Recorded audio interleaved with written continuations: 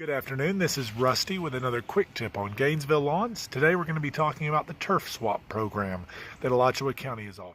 As you can see from the sign, today we're looking at a turf swap project that we installed Florida-friendly landscape plants on, made this gravel walkway and put this edging in with the pavers, and basically are going to save this client a lot of water and also our environmental resources because all the plants are Florida friendly.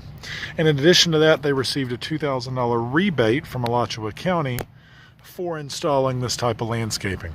We removed about 3,000 square feet of turf to install the project, upgraded their irrigation system to low volume, and generally improved their curb appeal overall from the street.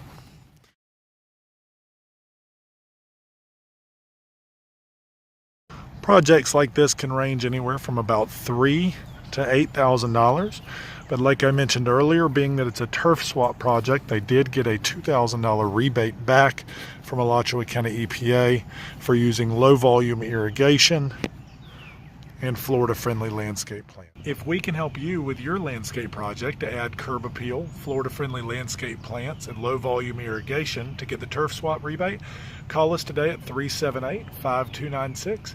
Other than that, we look forward to seeing you around Gainesville. Have a great day.